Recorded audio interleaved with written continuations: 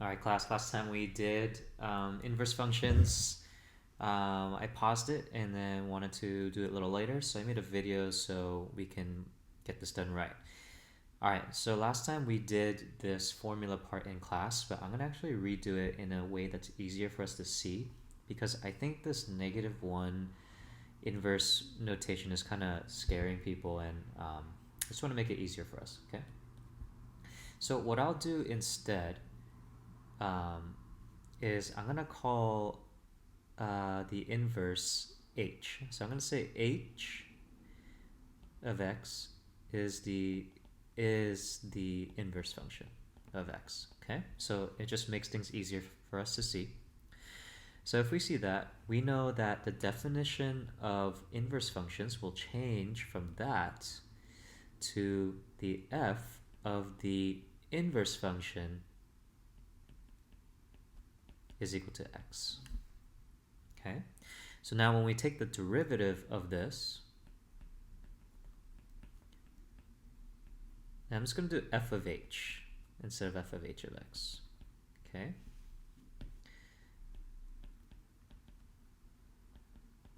When we take the derivative, we know on the right side, the derivative of x is just 1. On the left side, we just got to do chain rule. Derivative of the outside is f prime, and then we keep the inside, times the derivative of the inside. Fantastic. Okay, now we wanted to find a formula for the derivative of the inverse, right? And that derivative of the inverse is right over here, this guy. So what I'm going to do is isolate that by dividing everything by f prime of h, and we get, there's a 1, h prime of x is equal to 1 over f prime of h of x.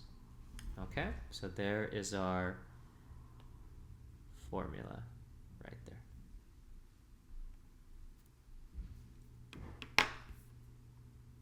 Alright, so here's an example of how to do this problem.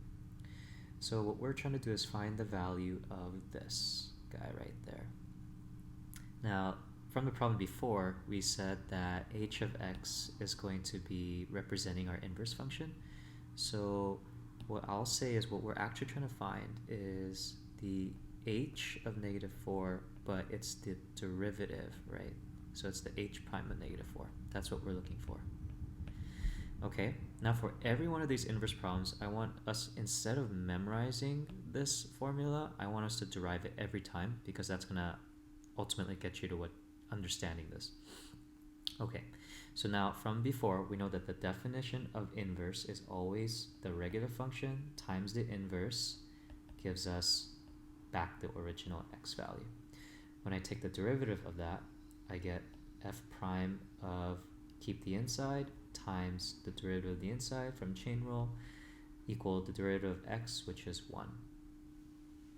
And so to get h prime by itself, I'm going to divide by f prime of h and get h prime of x is going to equal 1 over f prime of h of x. Okay, so that's what this guy is matching with this guy. Alright, so now I'm going to plug in h prime of -4 is equal to 1 over f prime of h of -4. Okay, so we're going to work our way from the inside out. I want to find h of -4. Okay, now to do that, I'm going to do a little visual chart to help me think about this problem. I know that for every time we plug in a number into f, we get an output, and if we take that output, we get back, and put it into the inverse function, we get back the input, right? So now let's think. If I'm plugging in -4 into my h function, it means I'm plugging -4 right here. It's basically my output, right? So the input of my inverse function is the same thing as the output of my regular function. So in other words, if I know the output of f, then I can figure out the input of f. So let's take this equation. The f of x equation is f of x equals 3x plus 2. The question is, where should negative 4 go? Should it go in for x, or should it go in for f of x? Now remember, negative 4 is the output of f. So that means it goes in to the output. Okay? So that means negative 4 is equal to 3x plus 2. And if we solve that, we get x is equal to negative 2. So that means the input is negative 2. So that means, back to our original problem here, we know that this is the output of the regular function, so the input has to be negative 2. So that means, let's continue solving this. This becomes 1 over the f prime of negative 2. Now, how do we find f prime of negative 2? We just need to find the derivative of f prime. Oh, it's already given to us, actually. F prime of negative 2 is 3 from there. So we know the answer is going to be 1 over 3. Alright, let's move down to the next problem. Ooh, it's a table problem. Okay, we're given f functions, g functions, f prime functions, g prime functions. Alright, so now let's find the value of the derivative of the inverse. So once again, I'm going to just translate this to, this is the h prime of 3. I'm going to derive it again. F of h of x is equal to x. If I take the derivative of that, I get f prime of h of x times h prime of x, because that's the chain rule, times 1. Or sorry, equals 1. To get h prime of x by itself, I'm going to divide by the f prime of h of x. And I'll get h prime of x is equal to 1 over f prime, so that's a prime, of h of x. Okay, so to solve for h prime of 3, I get 1 over f prime of h of 3. Alright, so let's think about h of 3. We know that for, here's my picture, if I plug in f and I do my inverse with h, I know h of 3 will give me the input of f. So that means if I look, so this is my output of f and this is my input of f. So 3, I'm going to look for my output at f. So here's the output of f, and that means if I plug into my inverse function, if I plug into h, I'll get the 1. So that means, essentially, if f of 1 is equal to 3, h of 3 is equal to 1, right? That inverse relationship. So plugging that in there, we get 1 over f prime of 1. Okay, f prime of 1. F prime of 1 is right there, f prime of 1. So this becomes 1 over 2. Okay, let's do the g inverse of negative 2. In this case, I'm still going to call it h. Let's translate this to h prime of negative 2. But in this case, the inverse relationship will not be f and h, it's going to be g and h. So g, h, like this, okay?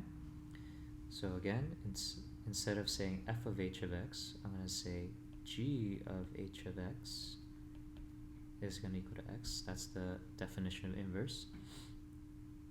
And so when I take the derivative, I get g prime of h times h prime is equal to 1.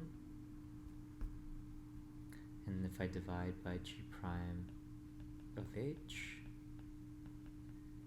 I get h prime is equal to 1 over g prime of h of x. Okay, so I'm looking for h prime of negative 2.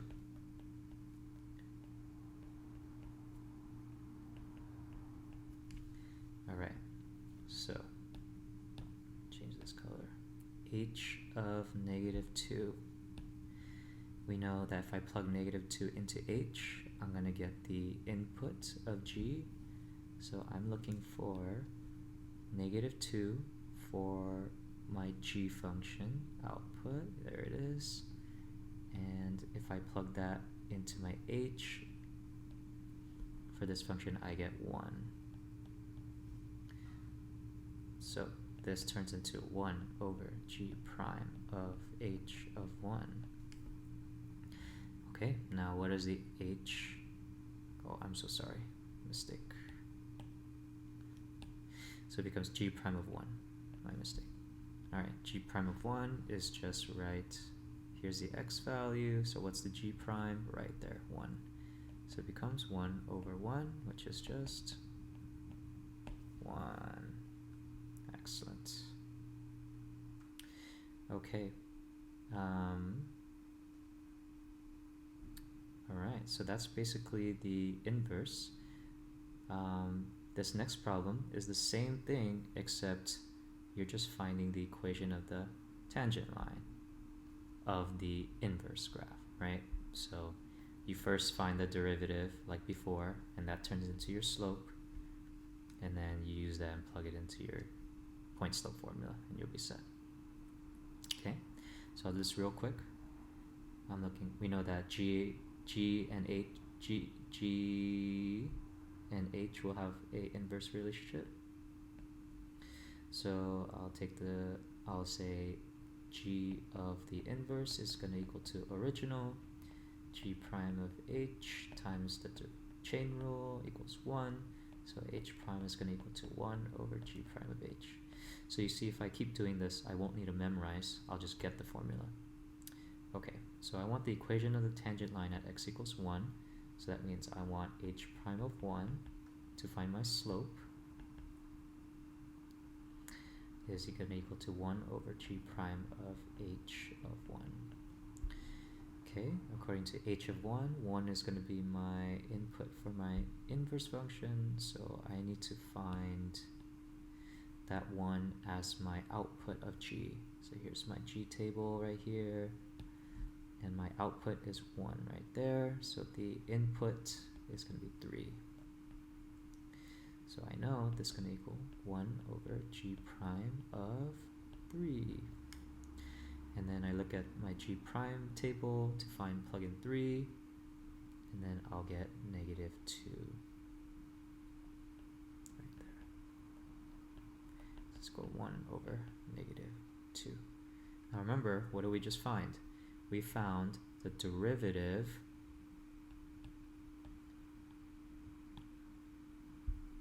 of the inverse function, right? Which gives us the slope. These are all the same, okay?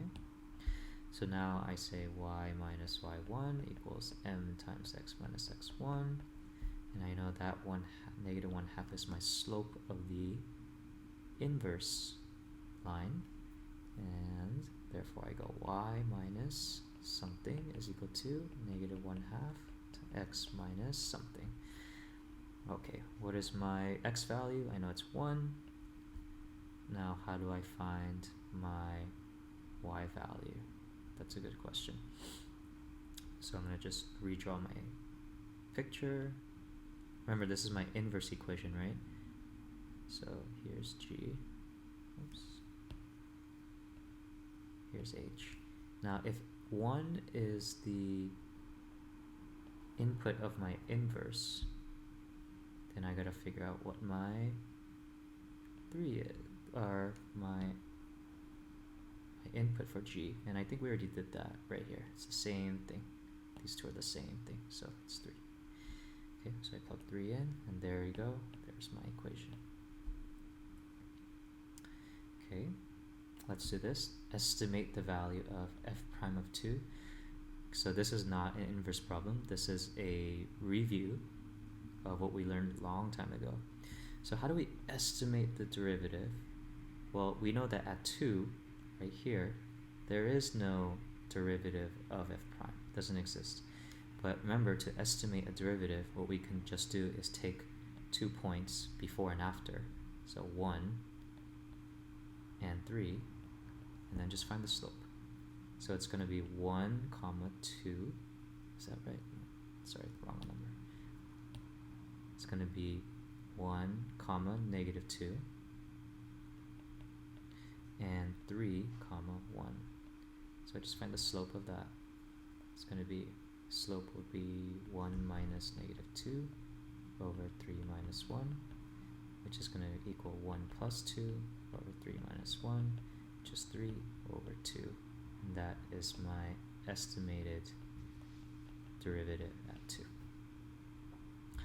We know that is, and we know 3 over 2 is greater than 0, so we know f is increasing because f prime of 2 is greater than 0. Okay. Alright, now again, g prime of negative 1, let me just erase everything here. Okay, g prime of negative 1 is between these two numbers and these two y values. So the slope is going to be negative 3 minus 2 over 0 minus negative 2. And that's going to equal negative 5 over 2. So there's my slope estimated. So g prime of negative 1 has an estimated slope of, what was it? Negative 5 over 2. And we know that is less than 0. So we know g is decreasing because g prime of negative 1 is less than 0.